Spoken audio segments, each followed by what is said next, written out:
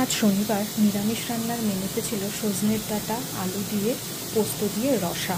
সেই মতন সজনের ডাঁটাগুলোকে ভালো মতন পরিষ্কার করে ছাড়িয়ে ছোট ছোট করে টুকরো করে কেটে নেওয়া হলো।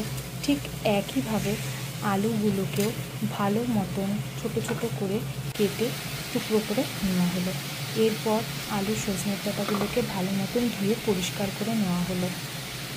এরপর কড়াইতে ভালো মতন করে তেল গরম করে তার মধ্যে লবণ হলুদ দিয়ে মেখে রাখা আলুগুলোকে ভালো মতন লাল লাল করে ভেজে তুলে রাখা হলো। আলু তুলে রাখার পর ওই একই তেলে কালো জিরে ও শুকনো লঙ্কা ফোড়ন দিয়ে ফোড়নটাকে একটু নাড়াচাড়া করে তার মধ্যে কেটে রাখা সজনের ডাঁটাগুলোকে দিয়ে দেওয়া হলো। একটু নেড়ে চেড়ে এই সজনের ডাঁটার মধ্যে একে একে লবণ ও হলুদ অ্যাড করে সেটাকে ভালো করে ভেজে নেওয়া হলো। ওদিকে সজনের ডাঁটাটা ভাজা হতে হতে আমি এদিকে পোস্তটাও বেটে ফেলবো। তাই সেই মতন পোস্ত লঙ্কা সামান্য জল দিয়ে পোস্তটাকে মিহি করে বেটে শিল থেকে কাচিয়ে তুলে শিলটার মধ্যে সামান্য জল দিয়ে পাতা ধোয়া জলটাও আমি নিয়ে নিচ্ছি। এরপর সজনের ডাঁটাটা পুরোপুরি ভাজা হয়ে যাওয়ার পর এর মধ্যে টমেটোটাকে অ্যাড করে দিলাম।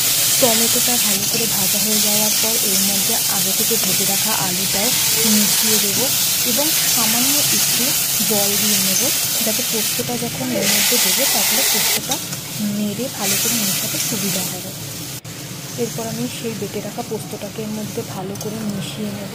পোস্তটা ভালো করে মিশিয়ে নিয়ে 1 মিনিট মতন একটু নাড়াচাড়া করে ভেজে নেব। এরপর এর মধ্যে স্বাদ মতন একটু চিনি আর একটু লবণ দিয়ে ভালো করে মিশিয়ে নেব।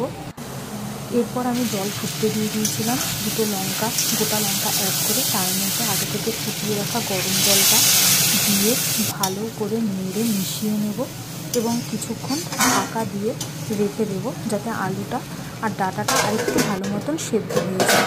খানিকক্ষণ পরে ঢাকনা তুলে একটা আলু একটু খুন্তি দিয়ে কেটে দেখে নিলাম যে সেদ্ধ হয়েছে কিনা। সেদ্ধ হয়ে যাওয়ার পরে সামান্য কাঁচা তেল দিয়ে মিশিয়ে নিয়ে রেডি।